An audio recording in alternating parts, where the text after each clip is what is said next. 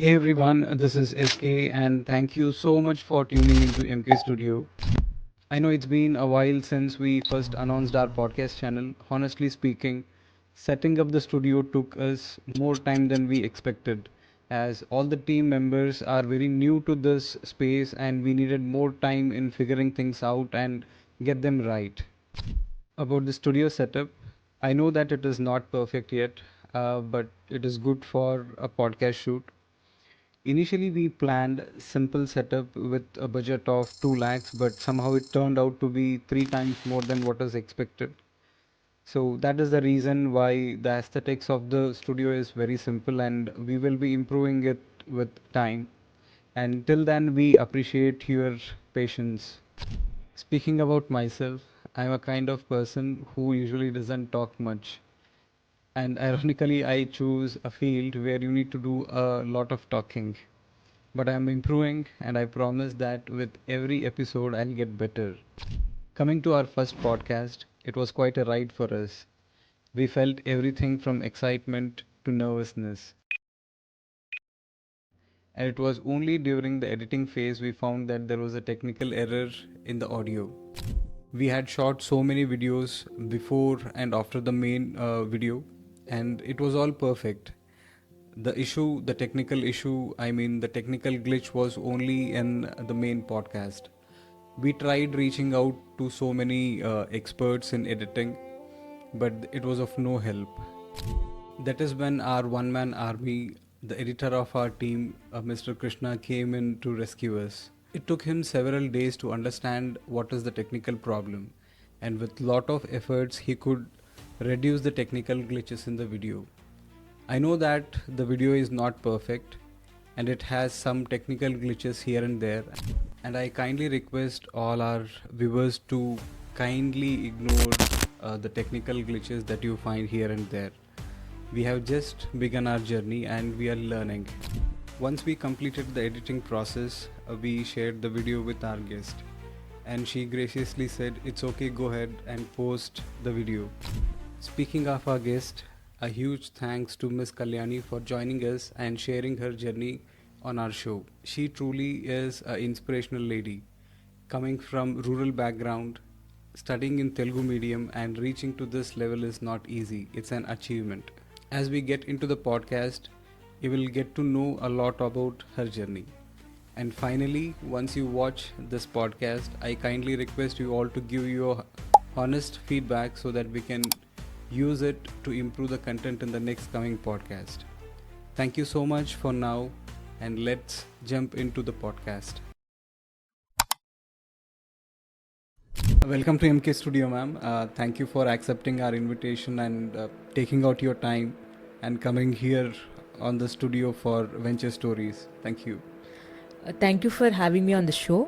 I'm happy to be here and share my journey. Thank you, ma'am.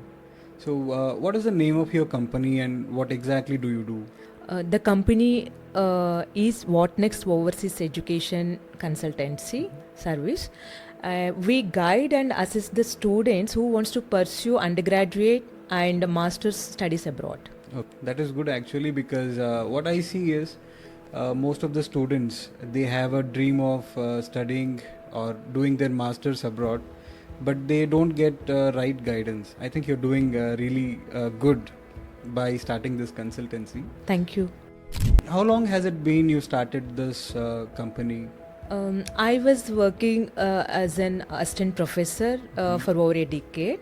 Apart from teaching, I had a lot of additional roles and responsibilities. At some point, I realized that if I focus the same energy on my own growth, I could achieve something better. That's when I decided to start this. Yeah, I think we both are on the same page, because even I have been assistant professor for almost 10 years and I felt the same thing. Like everyone thinks that a teacher just go to the class, teaches and come back, but we know what exactly happens there. There are a lot of roles and responsibility apart from teaching. Yes. I think this is one of the reason why I wanted to start my own venture. Yeah, I'm getting into venture soon. I'll be having my own business, and this podcast is again the reason why I started. So I wanted to invest energy, whatever I have learned, to start something on my own. So this is a product of the same thing. Good. Yeah. Out of curiosity, I'm asking this, ma'am. There are so many options in the market for starting a new venture, but why did you choose overseas consultancy? As I mentioned, I was in a teaching profession. Right. Apart from teaching, we were assigned a role of mentoring the students, Right. where I used to counsel and I discovered that I was naturally good at counseling. So I wanted to use the same strength to build something meaningful. Right. That's what inspired me to start my own overseas education. Did you like counseling when you were a faculty, when you were a teacher? Yes, counseling is not just my strength, and I also love doing it. It's good to know that you started something in the area of your strength and something you love doing it. All the companies have a motto behind what they do. And what is the motto behind yours, ma'am? Many students with great academic potential often end up in tier 2, tier 3 universities. Yeah, just because they lack the lack guidance, of information. proper Yeah. guidance. Right. So here, what next mission is bridging that gap Right. by helping ambitious students to reach tier 1 and even into Ivy League schools like Harvard and Cornell, and also other top global universities that truly match their aspirations. Right. True that many students have high potential, but they are unaware of it. And I'm happy to know that you are helping the students to realize their potential and send them to the universities they deserve. Yes. Truly a good job. Thank you. Yes, we'll be definitely continuing on this path. Our second motto is just as close to our hearts, to reach out to the students in rural areas, Right. creating awareness about the overseas education and help them access opportunities at reputed institutions Right. across the globe. Because everyone deserves a chance, Right. no matter from where they have come. Great, ma'am. Great. So the question is, why rural area? What made you think about rural area? I come from a rural background. My father is a farmer. We face tough times due to lack of proper water resources, and which affected our livelihoods and financially instability. My brother and I were close in age, and education expenses came in the same time. It's something like my father could not easily afford. I studied in Telugu medium during school. After completing my diploma, because of this financial instability, my father thought getting me married, but I was not ready. Right. I told him, instead of spending on my dowry, invest in my education. Let me stand on my own first. That decision changed my life.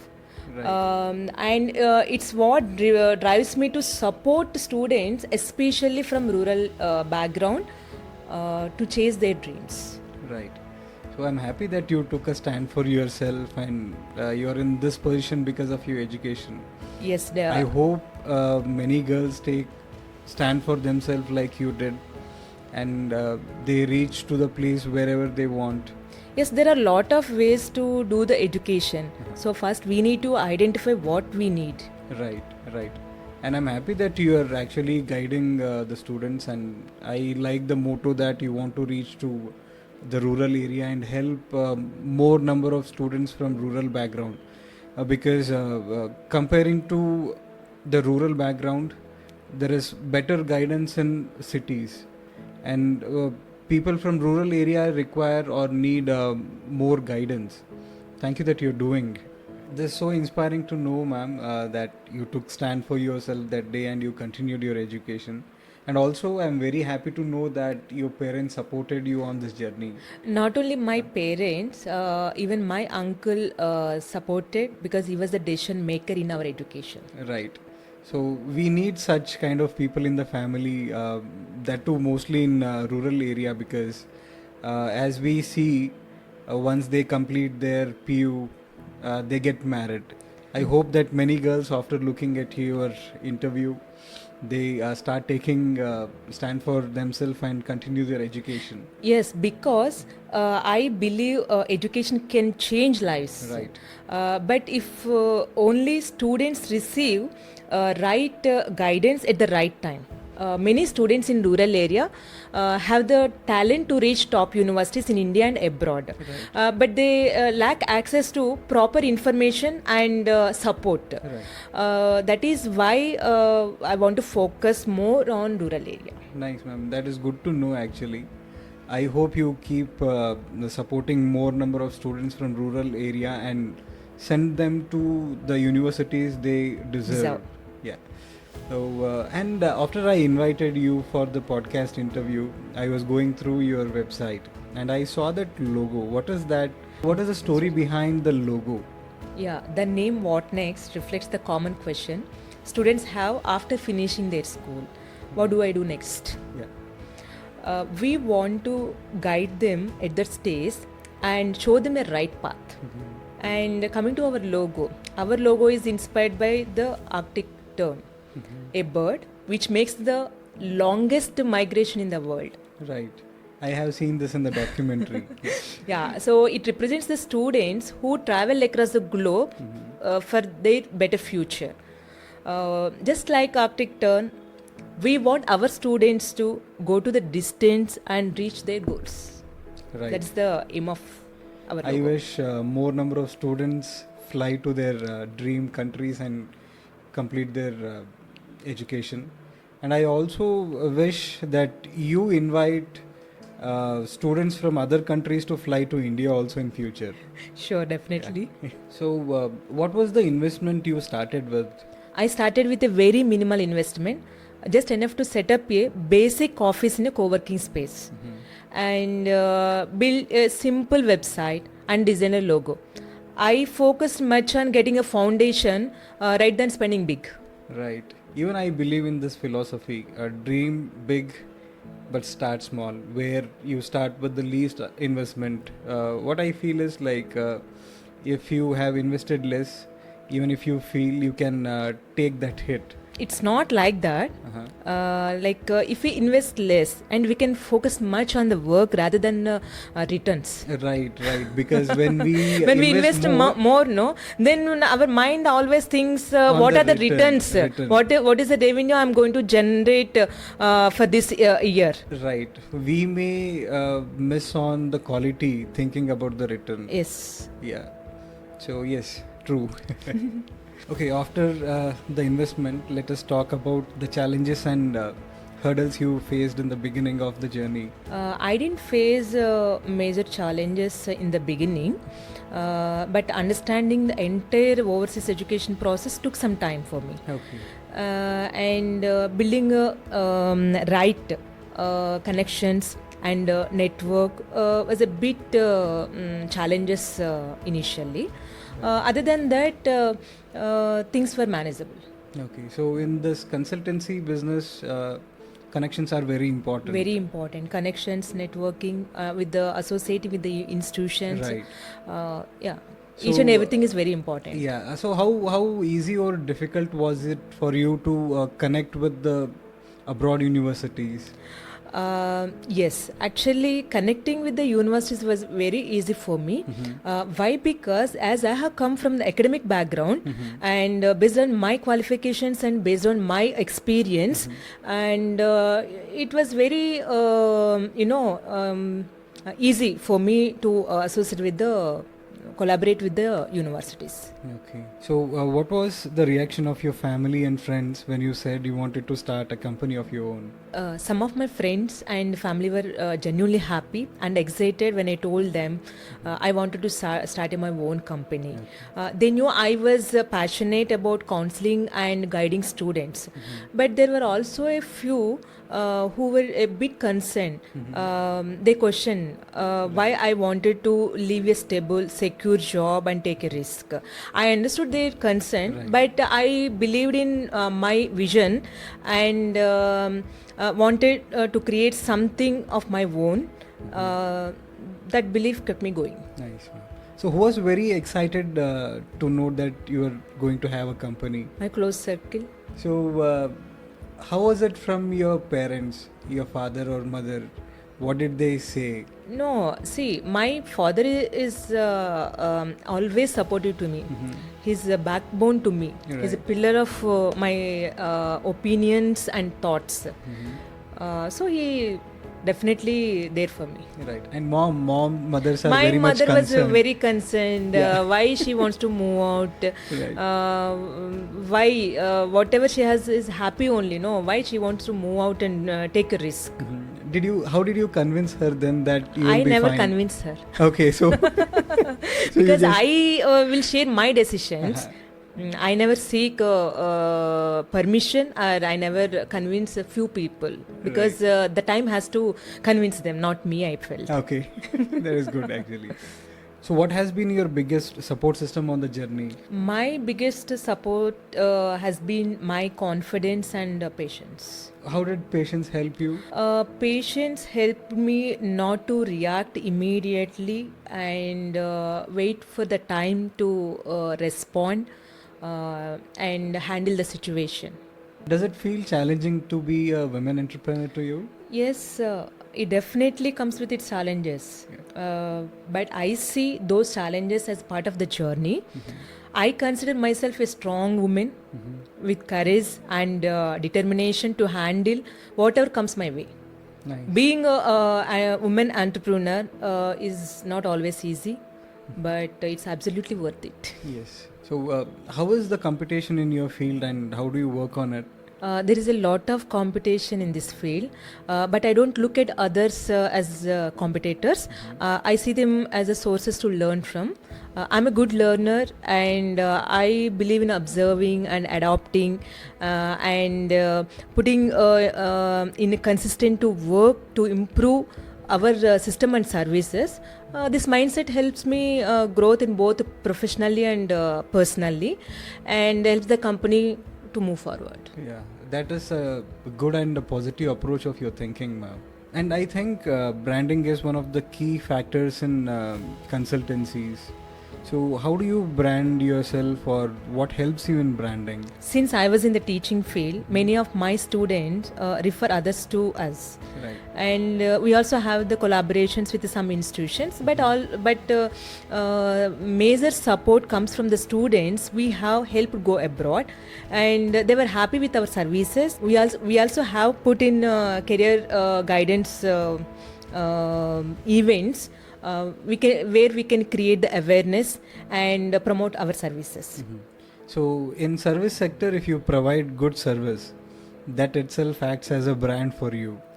Yeah. So here, my students who are already there in abroad, okay, if anyone from their friend circle or family, if at all they want to go to abroad, and definitely they will refer to me only. Yes, because of the service what you're providing. Yes, the services, the responsibility what we take. Right.